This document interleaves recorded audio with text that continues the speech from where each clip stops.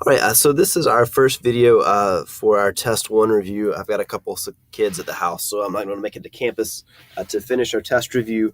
We did do the first page last week, but I'm just going to go through it here just so we've got the full review online. You can go back and watch it if you have any questions from last Thursday. But it says the graph of y equals p of x, this function is given below. We want to answer each of the questions below about this graph. So the first question is, what is the domain of p of x? So remember, the domain is what your graph is doing from left to right. So where does it start on the left, or where does it go to on the right? Assume I've got an arrow down here that it continues downward and to the right.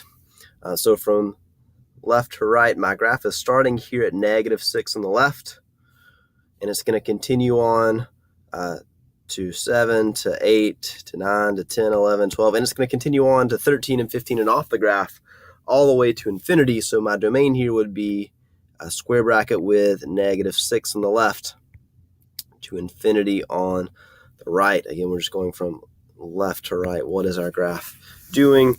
I can see it at -6. It's got that closed circle, so it gets a square bracket. Infinity goes on outside of the graph. We give that a parenthesis there.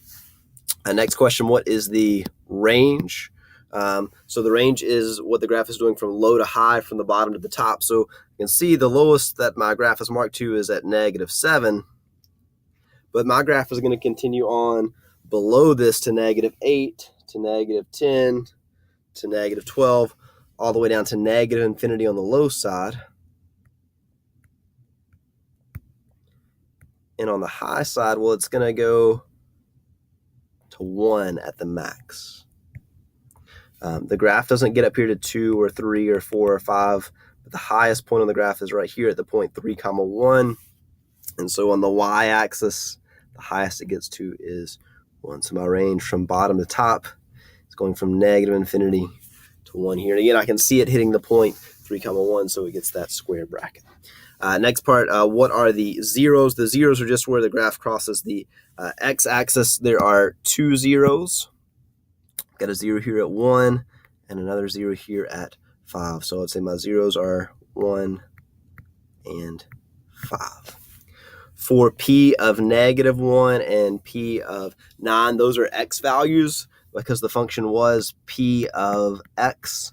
So I'm going to go over to -1 on the x-axis.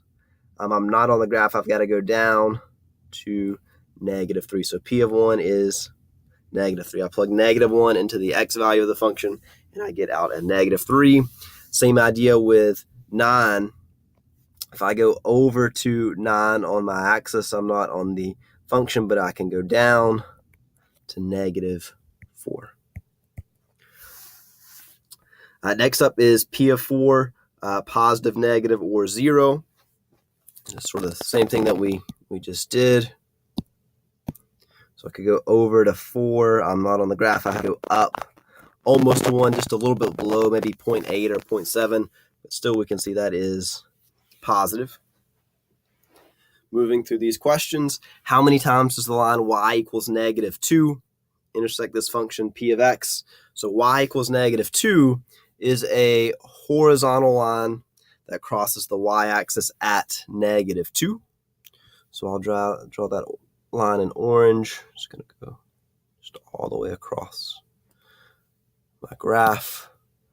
And I can see it's crossing 3 times here and here and here at that closed circle. So how many times? The answer is 3 times. Final 2 questions. First off, for what values of x does p of x equal to -5? So I'm looking for the x values. This -5 is a y value. So I'm going to go to my graph once again. I'm going to go to -5 on the y-axis, which is right here. No, I'm not on the graph, but I can move to the left, and I'm on the graph. So the point here would be -3, -5. And I could move to the right here, and I'm at 10, -5. So there are 2 x values with a y value of -5. That was -3 and -10. So -3, and -10. And then the final question, where is the graph positive? We could write that as where is p of x greater than 0? So essentially, where's the graph above the x-axis? There's one spot where that's happening. Let me erase what I've got so far. There are quite a few things here.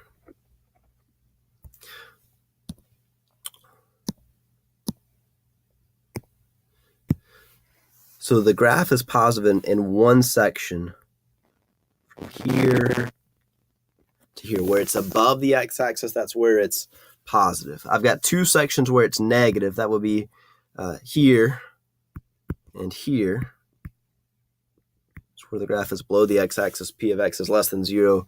But here up above the x-axis, this is where my graph is positive. And it starts at 1 and it goes to 5. And so in interval notation, I could say my graph is positive on the interval from 1 to 5. Not a 0.1 comma 5, but an interval from 1 to 5. And we'll stop our first video here.